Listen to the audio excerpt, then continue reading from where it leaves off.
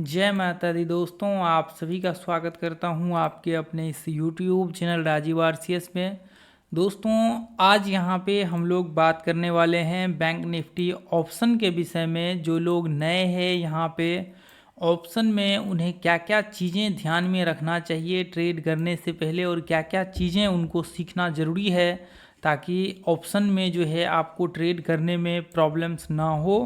क्योंकि देखिए, यदि आप ये चीज़ें नहीं सीखते हैं तो मुझे लगता है कि लॉस जो होता है वो आपको कंटिन्यू मार्केट में जो है लॉस होते रहेगा, और फिर आप सोचते रहेंगे कि आखिर क्या प्रॉब्लम्स है।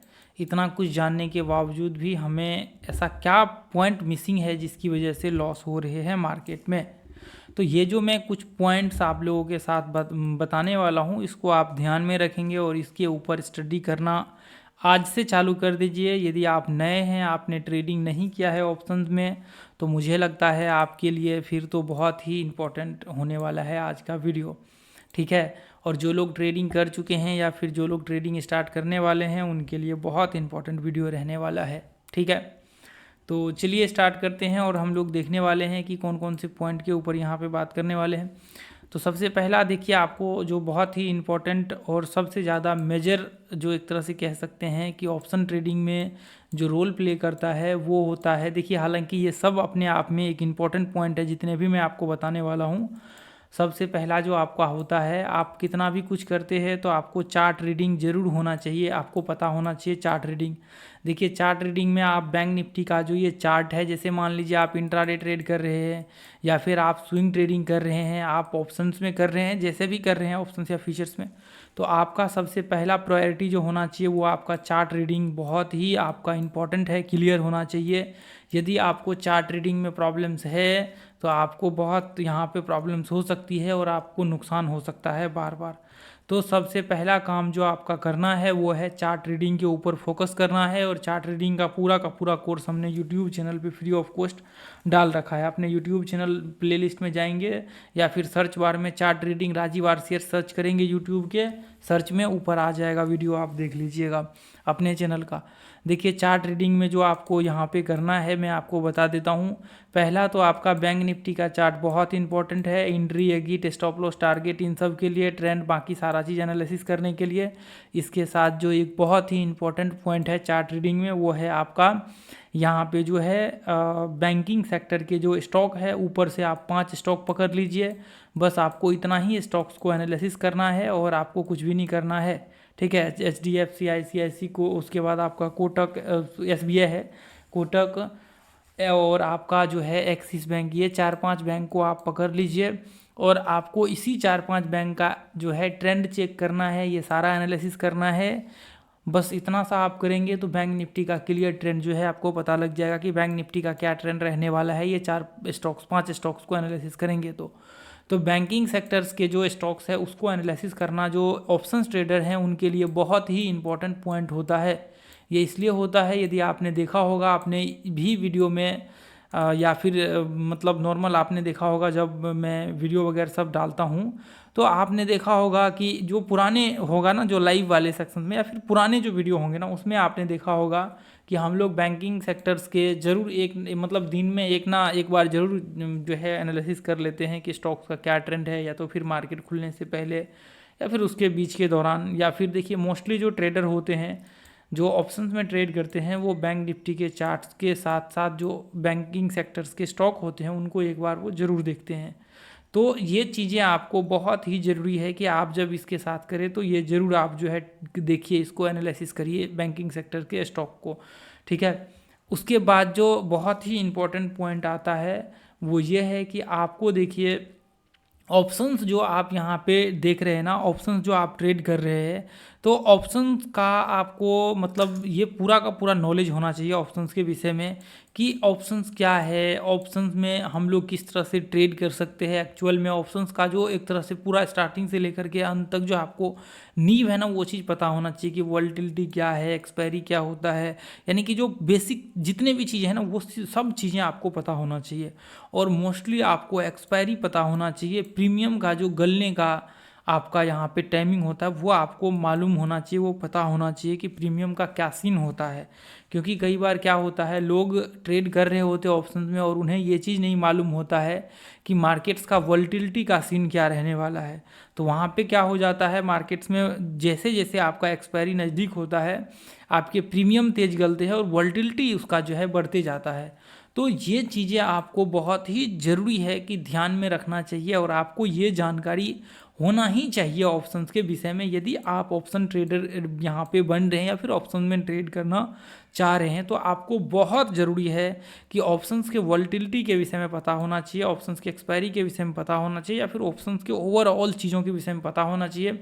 टाइम डी के जितने भी चीज़ है ना, ये सारी चीज़ें आपको ऑप्शंस के विषय में पता होना चाहिए ताकि आपको यहाँ पे प्रॉब्लम्स ना हो जब आप ऑप्शंस में ट्रेड करने के लिए स्टार्ट करते हैं। तो नहीं तो आपको मान लीजिए कि आप ट्रेड कर रहे हैं, मान लीजिए आज थर्सडे और उससे एक दिन पहले आप ट्रेड कर रहे हैं यहाँ पे और आपको पता ही नहीं कि एक्सपायरी का क्या सीन है। अब बाद में पता लगा कि आप जब ट्रेड ले रहे हैं और मार्केट तो यहाँ पे जो है बहुत धीरे धीरे स्लो बैंक निफ्टी का चार्ट ऊपर जा रहा है, बहुत धीरे धीरे और आप जो पॉइंट्स पे आपने ऑप्शंस बाय कर रखा है पता लगा आपके टारगेट्स भी आ गए 2-3 घंटे 4 घंटे बाद, और आपने पता लगा कि आपके जो जहाँ पे आपने बाय किया उसी के आसपास आपका प्राइस घूम रहा है ऑप्शंस के, और चार्ट्स के तो वहाँ पे टारगेट दिख रहे हैं लेकिन ऑप्शंस के प्राइस क्या है उसी के आसपास आपको दिख रहे हैं। तो ये चीज़ें आपको बहुत ज़रूरी है कि आपको पता होना चाहिए और फिर आप सोचेंगे कि एक्चुअल में ऐसा प्रॉब्लम क्यों क्रिएट हुआ कि ऑप्शंस का प्राइस ही नहीं बढ़ा और चार्ट्स के प्राइस तो वहाँ पे आपके वो इंक्रीज हो गए। तो ये चीज़ें वॉलेटिलिटी के विषय में आपको पता होना चाहिए, टाइम डेके के विषय में आपको पता होना चाहिए, ये सारी चीज़ें पता होनी चाहिए, तभी जा कर के आप ऑप्शन ट्रेड में हाथ डालिए, नहीं तो फिर आपको नुकसान हो जाएगा। ऑप्शंस के टाइम डेके की वजह से भी आपको भारी नुकसान हो जाएगा।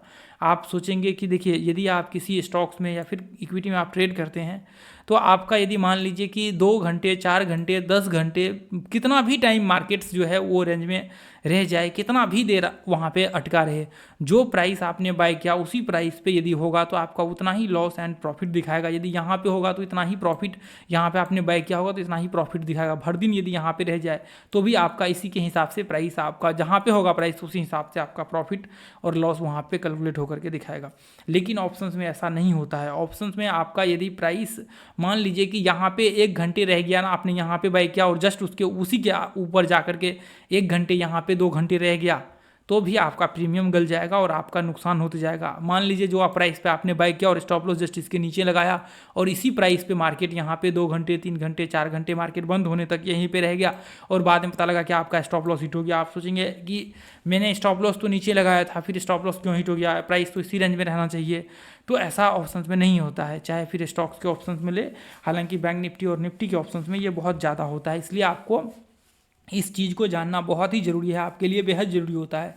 तो इसलिए मैंने बोला कि आपको ऑप्शंस के विषय में जो है डीपली नॉलेज होना चाहिए, ताकि और देखिए जब आप बाय कर रहे होते तो बेसिक नॉलेज तो आपको पता होना चाहिए। हमने ये ऑप्शंस का कोर्स जो है यूट्यूब में 4-5 कोर्स डाल रखा है, आप देख लीजिए जाकर के वीडियो, ऑप्शंस ट्रेडिंग का प्लेलिस्ट में हो जाए मिल जाएगा आपको। तो स्ट्राइक प्राइस सबके विषय में भी मालूम होना चाहिए कि इन द मनी, आपको at the money, out of the money क्या होता है, ताकि आप एक्चुअल में उस प्राइस को बाय कर सके। अब बाद में पता लगा बहुत सारे लोग क्या करते हैं, बहुत दूर के स्ट्राइक प्राइस बाय कर लेते हैं, उनको पता ही नहीं होता है सस्ता के चक्कर में, या फिर उनको वो चीज़ पता ही नहीं होता है तो उनको नुकसान हो जाता है। तो ये चीज़ें आपको पता होना चाहिए, तभी जा कर के आप जो है ऑप्शंस ट्रेड करेंगे तो आपको यहाँ पे दिक्कत नहीं होगी। और देखिए जो इसका बहुत ही इम्पोर्टेंट जो आपका पार्ट होता है, यदि आपने इतना सारा चीज़ सीख लिया और आप चाहते हैं कि मान लीजिए कई बार क्या होता है कि लोग सोचते हैं कि मैं ऑप्शंस के जो है इसका डाटा को भी इस्तेमाल करके ट्रेड करूं। बहुत सारे लोग ऐसे होते हैं जो ऑप्शंस के डाटा को इस्तेमाल करके ट्रेड करते हैं। तो यहाँ पे देखिए जब भी आप ऑप्शंस के डाटा को इस्तेमाल कर रहे हो, देखिए ये सवाल मेरे पास बहुत ज़्यादा आता है, जब भी आप ऑप्शंस के सवाल यहाँ पे इसको डाटा को इस्तेमाल कर रहे होते हैं तो देखिए जहाँ पे मार्केट्स का जो भी पॉइंट्स आप देख रहे होते हैं राइट हो रखा है, या फिर जहाँ पे ओपन इंटरेस्ट बहुत ही ज़्यादा है जो पॉइंट्स पे, तो आप ऐसे पॉइंट को कभी भी ये मत सोचिए कि मैं जो है यहाँ पे मान लीजिए कि बहुत ज़्यादा ओपन इंटरेस्ट है तो मार्केट इसी पॉइंट से रिवर्स होकर के नीचे गिर जाएगा, ऐसा नहीं होता है। आपको बिल्कुल भी ऐसा नहीं सोचना है। यदि आप इन सब चीज़ों को इस्तेमाल करते भी हैं डाटा को, तो आपको देखिए क्या होता है, मोस्टली क्या होता है, जब भी आप ट्रेड कर रहे होते तो मार्केट का जो ट्रेंड होता है उस ट्रेंड के हिसाब से मार्केट चलता है। चाहे मार्केट अप ट्रेंड में होगा तो कितना भी ऊपर के लेवल पे ओपन इंटरेस्ट यहाँ पे क्रिएट हो जाए उससे कोई फ़र्क नहीं पड़ता है, वो उड़ जाएगा मार्केट में ओपन इंटरेस्ट। यदि आप नए हैं तो मुझे लगता है कि आपको बहुत ज़्यादा इसके विषय में जानकारी नहीं होगी। यदि आप यहाँ पे, मैं कहता हूँ आपको 1.5-2 साल भी वॉच करेंगे कंटिन्यू ओपन इंटरेस्ट को, तो ये चीज़ आपको समझ में आ जाएगा कि मोस्टली टाइम जो है ना ऑप्शंस, ये जब जो प्राइस पे बहुत ज़्यादा ओपन इंटरेस्ट क्रिएट हुआ रहता है तो वो प्राइस बहुत तेज़ी से वहाँ पे मार्केट हिट करता है, बहुत तेज़ी से। वहाँ पे आप देखेंगे बहुत बड़े बड़े पिन क्रिएट होते, पिन बनते हैं 5-5 मिनट के कैंडल पे। तो ये चीज़ें 1-1 मिनट के कैंडल पे आपको देखने को मिलेगा। तो इसलिए आपको ये इन सब चीज़ों को थोड़ा सा जो है अच्छे से स्टडी करने की ज़रूरत होगी। जब भी आप इसका इस्तेमाल कर रहे होंगे ओपन इंटरेस्ट का, तो वहाँ पे आप उसको सपोर्ट और रेजिस्टेंस के लिए इस्तेमाल करिए। सपोर्ट और रेजिस्टेंस कैसे, चार्ट के साथ आप इस्तेमाल करने की कोशिश करिए। यदि आप ऐसे ही इस्तेमाल करेंगे, सपोर्ट वहाँ पे ओपन इंटरेस्ट को टारगेट बना लिया, फिर ओपन इंटरेस्ट को नॉर्मल ही मतलब उसी के हिसाब से आप शॉर्ट कर देंगे। कई बार लोग शॉर्ट कर देते हैं, वहाँ पे बाद में पता लगता है बहुत ही ऊपर चला गया, तो ये चीज़ें आपको प्रॉब्लम्स होंगी। तो आपको इसके ऊपर ध्यान रखना बहुत ज़रूरी है। यदि आप इस डेटा का इस्तेमाल करते हैं ओपन इंटरेस्ट का कि मार्केट ये पॉइंट पे बहुत ज़्यादा ओपन इंटरेस्ट है, तो यहाँ पे मान लीजिए यहाँ पे है, मैं यहाँ तक ट्रेड करना चाह रहा हूँ आज के दिन में, तो आपको ओपन इंटरेस्ट में ये देखिए जैसे यहाँ पे है, तो इसका मतलब ऐसा थोड़ी है कि मार्केट्स यहाँ से मतलब ये स्ट्राइक प्राइस को आगे के स्ट्राइक प्राइस को कवर नहीं करेगा। अब देखिए ये स्ट्राइक प्राइस को इन द मनी इसने बना लिया, इतना 1,34,000 का ओपन इंटरेस्ट यहाँ पे दिख रहा है। फिर भी देखिए इतना ज़्यादा ओपन इंटरेस्ट होने के बावजूद भी यहाँ पे देखिए 1,22,000 फिर भी इन द मनी में आ गया। तो ये चीज़ें आपको, आप सोचेंगे कि ऐसा मतलब एक आध बार होता है, तो ऐसा नहीं होता है। जो मार्केट ट्रेंड में होते हैं तो उस ट्रेंड्स को मार्केट फॉलो करता है, मार्केट उस ट्रेंड को फॉलो करता है। तो ये चीज़ आपको हमेशा देखिए धीरे धीरे करके, यहाँ पे तो और भी ज़्यादा होगा दिन में जब आप चेक करेंगे तो लाइव मार्केट्स में यहाँ पे ज़्यादा ओपन इंटरेस्ट होगा। ये बढ़ गया, यहाँ पे आ गया इन द मनी में, इसलिए आपको जो है यहाँ पे कम दिख रहा है। इसलिए आपको ये चीज़ें ध्यान में, अभी देखिए हालांकि यहाँ पे ऐड हो रखा है, देखिए यहाँ से मार्केट्स लोग निकल रहे हैं, देखिए ये सब स्ट्राइक प्राइस से धीरे धीरे करके लोग यहाँ से निकल रहे हैं। तो ये चीज़ें आपको थोड़ा सा समझने की ज़रूरत है। आप सोचेंगे नहीं तो फिर आपको यहाँ पे जो है प्रॉब्लम्स हो जाएगा और फिर आप लॉस कर लेंगे ओपन इंटरेस्ट के चक्कर में। तो आपको इसको चार्ट्स पे जो है इस्तेमाल करना है, और चार्ट्स पे देख करके आपको इस्तेमाल करके जब आप इसको ट्रेड करेंगे तो आपको दिक्कत नहीं होगी, ठीक है। और चार्ट रीडिंग जो है दोस्तों वो बहुत ही इंपॉर्टेंट पार्ट है जिसको आपको करना बहुत ही ज़रूरी है। तो जितने भी मेंबर्स हैं देखिए आप चार्ट रीडिंग ज़रूर करिए, बिना चार्ट रीडिंग का मार्केट्स में संभव नहीं है, चाहे कितना भी कुछ कर ले। तो दोस्तों आज के लिए हम लोग इतना ही रहने देंगे, फिर मिलेंगे अगले वीडियो में। Thank you so much. जय हिंद, जय भारत, जय माता दी।